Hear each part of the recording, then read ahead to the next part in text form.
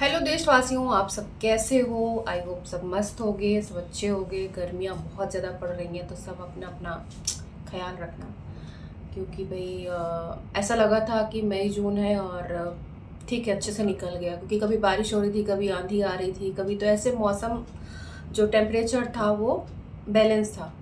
लेकिन अभी कल परसों से बहुत ज़्यादा हो गया और बता रहे कि हीट वेव रहेगी अभी 10 दिन तक।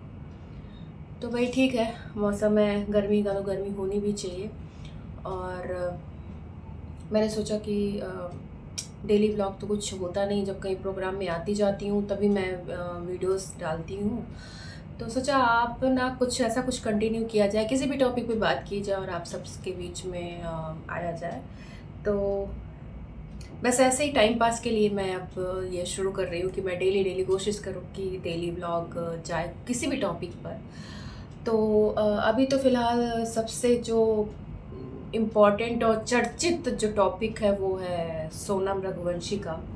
भई सच में मैं कह रही हूँ कि मुझे नहीं पता औरों का, कि और लोग कह रहे थे कि मतलब अ मार सकती है, पत्नी का ही काम है ऐसा। लेकिन मुझे ऐसा पता नहीं क्यों ऐसा लग रहा था कि भई वो घर से 1000 1100-1200 किलोमीटर दूर कोई लड़की गई है और वो इस तरह का जंगलों में गई है, वहाँ किसको बुलाएगी, किसको मारेगी, इस तरह का ख़्याल नहीं आ रहा था। पर जो एक एंगल दिखा रहे थे ना कि बांग्लादेश वाला, तो ये मन में आ रहा था कि यार पता नहीं क्या हुआ हो। और क्योंकि इतने सारे केस हैं जो मतलब फीमेल जो गायब होती हैं, बच्चियां जो गायब होती हैं, तो उनके बहुत सारे हमने केस सुने हुए हैं। ऐसा नहीं, ये सब ऐसे ही है, सरकार ने भी बताए और जो एजेंसी हैं वो बताती हैं कि बच्चे और महिलाएं कितनी संख्या में गायब हो रहे हैं।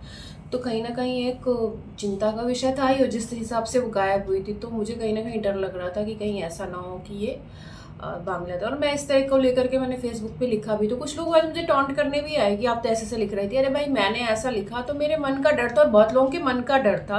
कुछ लोगों ने कयास वैसे भी लगाए थे, लेकिन मैं उस तरफ नहीं जा रही थी। मुझे लग रहा था कि शायद ऐसा कुछ हुआ हो, क्योंकि भाई चीज़ें ऐसी चल रही हैं कि भाई कपल है और लड़कियों पर नज़र वैसे भी गलत रहती है। तो मुझे उस तरफ से उधर ध्यान नहीं जा रहा था, और ऐसा ही था।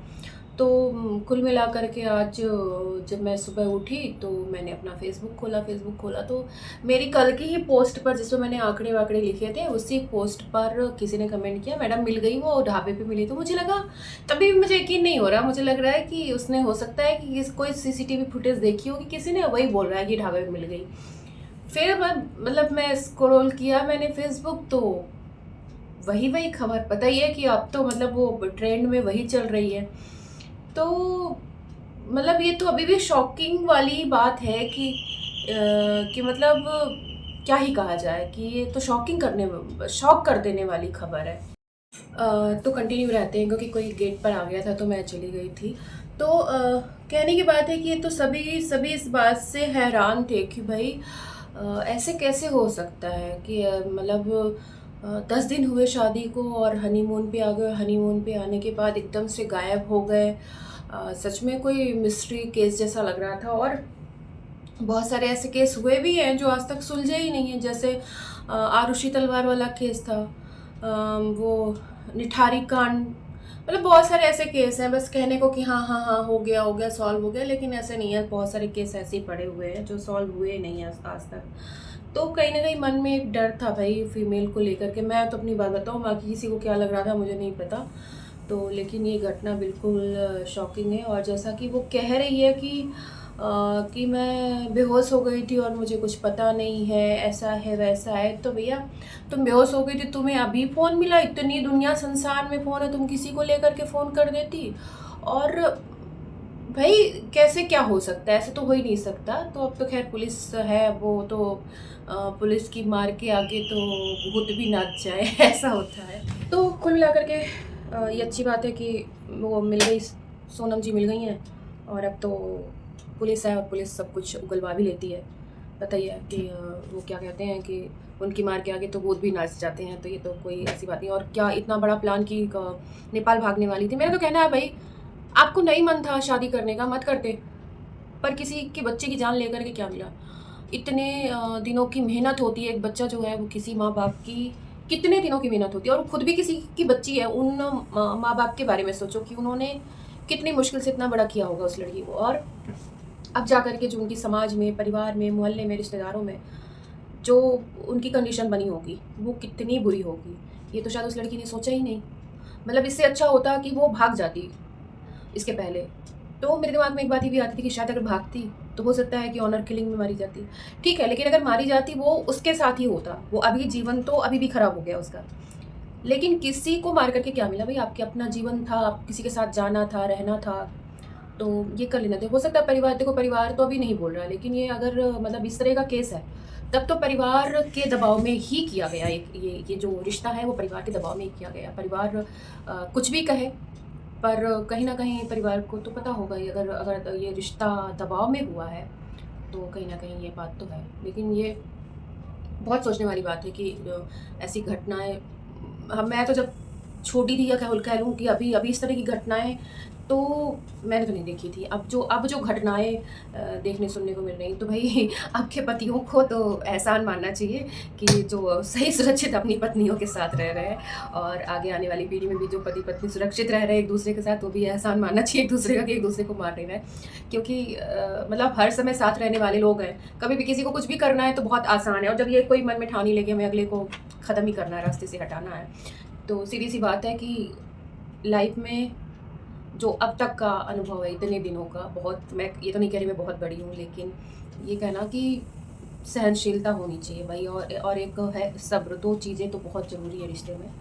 और नहीं बन रही है तो आप बेशक अलग हो जाओ, बेशक एक घर में रह करके अलग हो। आप एक घर में रह करके भी अलग अलग तरीके से रह सकते हैं, ऐसा कुछ नहीं है कि आप एक घर में भी रह के अलग नहीं रह सकते। दुनिया को दिखाने के लिए आप समाज में एक साथ है, लेकिन आप हैं तो अलग अलग, तो इस तरीके से भी अलग अलग रहा जा सकता है, ऐसा नहीं है।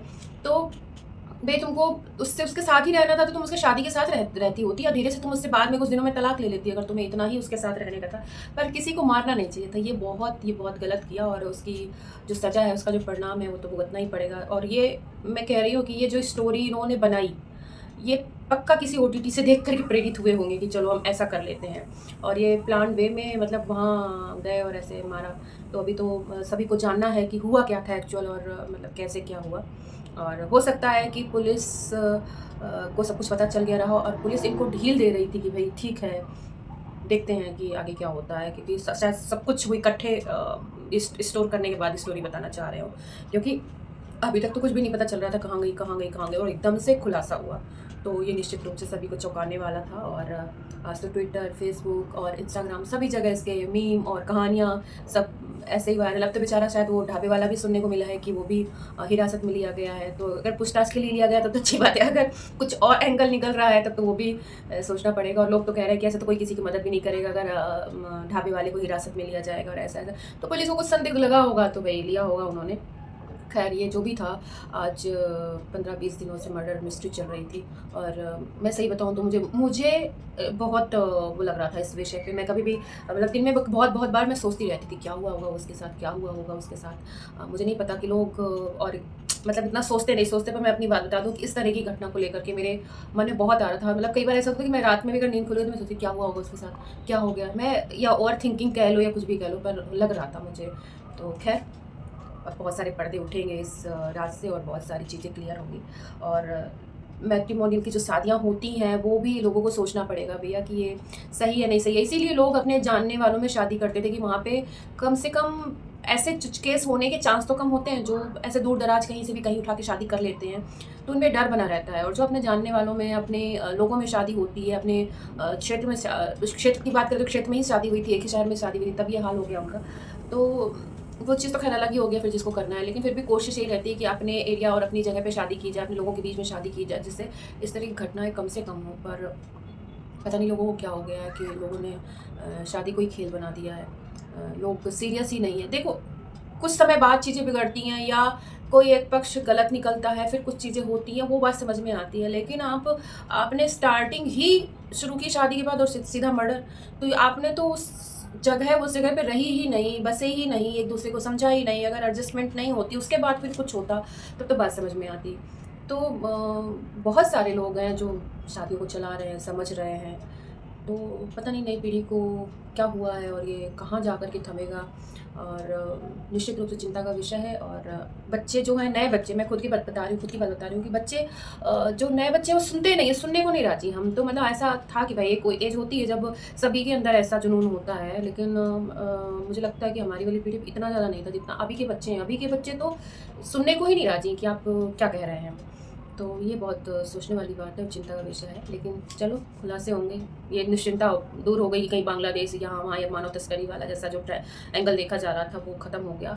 और लड़के वालों का तो नुकसान किया ही, उनका लड़का चला गया।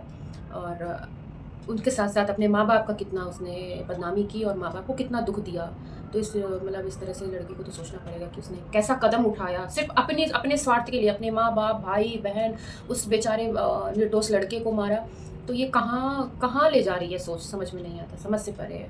तो ये क्षणिक चीज़ें हैं या दूर तक की बातें नहीं सोच पाती हैं लड़कियाँ या लड़के जो भी हैं, ये बहुत बुरा है। तो खैर आज मैं बहुत दिनों बाद ब्लॉग बनाया इस तरीके का। और अब मेरी कोशिश रहेगी कि मैं रोज़ एक ब्लॉग बनाऊँ और आप लोग के बीच में आऊँ।